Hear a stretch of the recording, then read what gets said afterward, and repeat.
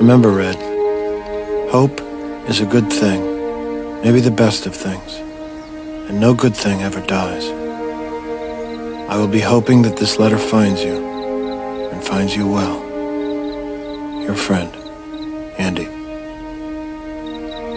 Andy Dufresne का letter red के हाथ लगता है। रेड उसे पढ़ रहा है। पढ़ते हुए चेहरे पर हल्की सी मुस्कान है। उसे याद आता है कि होप के बारे में उसने स्वैसंग जेल में एंडी से क्या बोला था। Hope is a dangerous thing. Hope can drive a man insane. It's got no use on the inside. उम्मीद एक बहुत बड़ा शब्द है। Let's come to the topic. हम बात कर रहे हैं फेसबुक एड्स स्केलिंग के बारे में। ये जो पहले इंट्रोडक्शन में मैंने ये सब सारी चीज़ें बताई, इसका संबंध फेसबुक एड्स स्केलिंग से क्या है, ये धीरे धीरे आज के एक्सप्लेनेशन में आपको पता चलेगा। हम बात कर रहे हैं आपकी उस कैंपेन वैसे अगर आप ये मूवी देखना चाहते हैं ना, तो नेटफ्लिक्स पे अवेलेबल है movie name the Shawshank Redemption. Maximum लोगों ने इस मूवी को देखा होगा। Let's come to the topic. फिर से हम बात कर रहे हैं फेसबुक एड्स स्केलिंग के बारे में, और आज की इस वीडियो में आपको पता चलेगा कि किस तरीके से हम 3 स्टेप्स में फेसबुक एड्स को स्केल कर सकते हैं। स्केलिंग पर आपने बहुत सारी वीडियोस फेसबुक एड्स की देखी होगी। मैक्सिमम लोग हॉरिजॉन्टल, वर्टिकल, काफ़ी सारे बड़े बड़े शब्दों के बारे में बात करते हैं कि किस तरीके से आप स्केल कर सकते हैं, लेकिन उसका मेन जो सोर्स है उसके बारे में इस वीडियो में बात करेंगे। हम 3 नॉर्मल स्टेप्स के बारे में बात करेंगे। एक आसान और सरल शब्दों में इसे समझाने की मैं कोशिश करूँगा, और उम्मीद की जो बात की है वो भी आपको धीरे धीरे समझ में आने लगेगा। पहले चरण के अंदर हम बात कर रहे हैं फेसबुक एड्स स्केलिंग का क्या मतलब है। जब आपका एक कैंपेन अच्छे तरीके से चलने लगता है, उसके अंदर एक सेटिस्फाइड रिजल्ट आपको मिलने लगता है, तब अब आपको उस कैंपेन को स्केल करना होता है, ताकि आपको एक ज़्यादा अमाउंट ऑफ ऑर्डर मिले, ज़्यादा अमाउंट ऑफ कन्वर्जन मिले उस कैंपेन से। आपको ये उम्मीद होती है कि जैसे ही आप उसे स्केल करेंगे, आपको ज़्यादा से ज़्यादा रिजल्ट मिलेगा। हम बात कर रहे हैं स्केलिंग की। स्केलिंग के पहले स्टेप के बारे में बात करने से पहले आपको ये डिफ़ाइन करना होगा कि आपका कैंपेन क्या सक्सेसफुल कैंपेन है, और ये तभी आप पता कर पाएंगे जब कैंपेन 3 से 4 दिन तक लगातार चल रहा है और एक अच्छा ऑर्डर वो आपको लेके दे रहा है। मतलब कन्वर्जन आपका कुछ भी हो सकता है लीड्स हो कन्वर्जन, हो सकता है सेल्स हो कन्वर्जन, और वो कन्वर्जन आपको उस कैंपेन के अंदर मिल रही है। तो अब आपको उस कैंपेन को स्केल करना होगा। ज़्यादा से ज़्यादा अगर आप यूट्यूब वीडियोस देखेंगे तो प्रायः लोग बात करते हैं कि अगर आप कैंपेन को स्केल करना चाहते हो तो कैंपेन का बजट 20 से 25% से इंक्रीज़ कर सकते हैं। यानी अगर आपका कैंपेन का बजट 500 है तो आप उसको 600, 700, 750 तक रख सकते हैं शुरू में। धीरे धीरे आप कैंपेन को इस तरीके से स्केल करेंगे, और जब इस तरीके से स्केल करेंगे तो रिजल्ट में चेंजेस नहीं आएंगे। लोग बात करते हैं कि अचानक से अगर आप कैंपेन का बहुत ही ज़्यादा बजट बढ़ा देंगे तो रिजल्ट में फ़र्क आएगा, मैं भी इसे मानता हूँ, लेकिन ये कई सारी चीज़ों में इफ़ेक्ट कर सकता है। देखिए, पहले स्टेप के स्केलिंग के बारे में बात करेंगे तो वो है परसेंटेज वाली स्केलिंग। परसेंटेज वाली स्केलिंग के अंदर क्या होता है, कैंपेन के अंदर आपको एक स्पेसिफिक अमाउंट ऑफ परसेंटेज का बजट बढ़ाना होता है। यानी अगर आपका कैंपेन का बजट 500 है या 1000 रुपये है, तो आप उस कैंपेन के बजट को धीरे धीरे इंक्रीज कर सकते हैं। आ जाओ, कोई दिक्कत नहीं, धीरे धीरे इंक्रीज कर सकते हैं, ओके, और परसेंटेज के हिसाब से। एंड दूसरे स्टेप की स्केलिंग के बारे में बात करें तो वो ये होता है कि उसी कैंपेन का आप 2 गुना बजट बढ़ा सकते हैं, लेकिन ये आपको तब करना होगा जब आपके कैंपेन का बजट लो है और आपको उस कैंपेन से एक बहुत ही शानदार रिजल्ट इनिशियली ही मिल रहा है। तो आप उस कैंपेन का बजट दोगुना कर सकते हैं, यानी 500 है तो आप उसे 1000 रुपये कर सकते हैं, ठीक है। और लेकिन अब आप देखिए, आप 1000 रुपये आपने बजट का कर दिया, ठीक है, कैंपेन का बजट इंक्रीज कर दिया, दोगुना कर दिया। अब आपको उम्मीद है कि इससे एक अच्छा रिजल्ट आपको मिलेगा, और इन केस अगर आपको रिजल्ट नहीं मिलता है तो आपको वापस से कैंपेन का बजट उतना ही करना पड़ेगा, क्योंकि ये सब सारी चीज़ें मैंने टेस्ट की है और अपने एक्सपीरियंस से बता रहा हूँ। तो ये 2 तरीके का स्ट्रैटेजी होता है कैंपेन स्केलिंग में।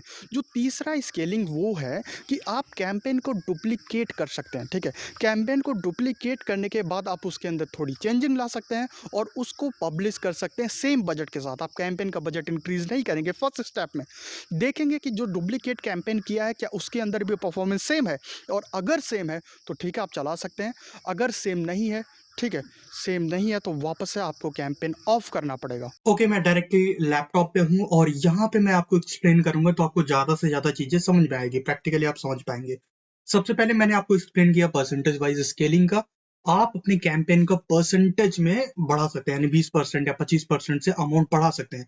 लाइक अगर आप देखिए तो मैं आपको एक कैंपेन दिखाना चाहता हूँ। जैसे ये कैंपेन है, ठीक है, यहाँ पे ऑलरेडी मैंने बजट बढ़ाया है और ये मेरे लिए ठीक ठाक वर्क कर रहा है। जो कॉस्ट पर परचेज मेरे लिए आ रहा है अभी के टाइम पे, क्योंकि दिवाली चल रही है, already cost per purchase high है ऐसे एड्स के, और तो कोई दिक्कत वाली बात नहीं है। मैंने धीरे धीरे इसका बजट इंक्रीज किया है और आप देख सकते हैं अभी तक 1680 बजट है, और मैं चाहूँ तो आज भी इसका बजट में कम से कम 300 रुपए बढ़ा सकता हूँ और धीरे धीरे इसको स्केल करके 4000 5000 वाले बजट पे ले जा सकता हूँ।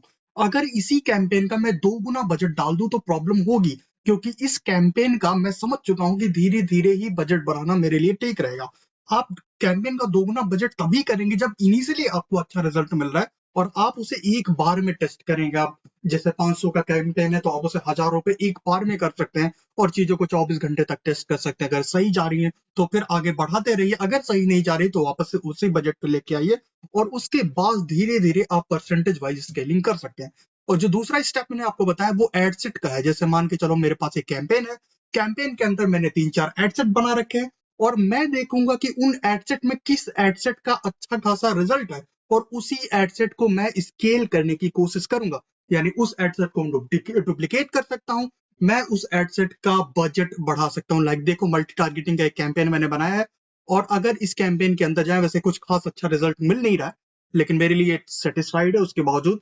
अगर आप देखें तो मेरे पास 23 परचेजेस हैं, 3 एडसेट हैं इसके अंदर, और कौन सा एडसेट मेरे लिए सही परफॉर्म कर रहा है। लाइक ये एडसेट का कॉस्ट पर परचेज थोड़ा सा डाउन है रेदर देन इन दोनों एडसेट के, तो मैं इस एडसेट को डायरेक्टली डुप्लीकेट कर सकता हूँ, उसके अंदर क्रिएटिव चेंज कर सकता हूँ, उसके अंदर चेंजिंग के बाद एक और एडसेट इसके अंदर बना सकता हूँ।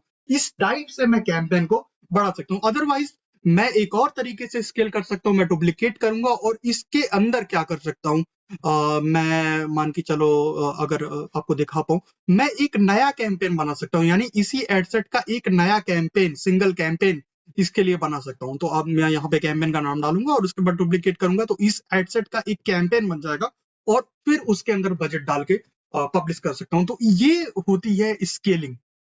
ठीक है, कहने का मतलब है इस तरीके से आप चीजों को स्केल करते हैं। ठीक है, और अभी मैं वैसे फेस कैम वीडियो नहीं बनाने वाला हूँ, लैपटॉप पे आपको समझा देता हूँ कि भाई उम्मीद की बात मैंने क्यों की। देखिए, समझिए, समझने की कोशिश करिए, क्योंकि जब भी आप स्केलिंग वगैरह कर रहे हैं ना तो आपको उम्मीद ही करनी पड़ेगी कि आपको रिजल्ट मिलेगा कि नहीं मिलेगा, क्योंकि ये लॉजिक है सर, आपके हाथ में काम करना है। बाकी फेसबुक अभी एआई के तरीके से चल रहा है, जिस तरीके से मार्केट है उस तरीके से फेसबुक चल रहा है। अगर रिजल्ट मिल रहा है तो अच्छी बात है, रिजल्ट नहीं मिल रहा है तो आपको वेट करना पड़ेगा, आपको टेस्टिंग करनी पड़ेगी। ये सब आपके हाथ में है, बस टेस्टिंग, वेटिंग, ये सब। ठीक है, बाकी उम्मीद पर ही ये पूरी दुनिया कायम है और उम्मीद पर ही आपको फेसबुक एड्स चलाना पड़ेगा कि अगले दिन आपको क्या रिजल्ट आने वाला है ये आपको खुद को पता नहीं है। आपका एस्टिमेट, जो आप एस्टिमेट करते हैं कि मुझे हो सकता है कल इतने ऑर्डर आए, वो एस्टिमेशन भी आजकल काम नहीं करता है। तो उम्मीद एक बहुत ही अच्छी और महान शब्द है। उम्मीद, hope is the good thing, may be the best thing. ठीक है, मिलता है नए वीडियो में।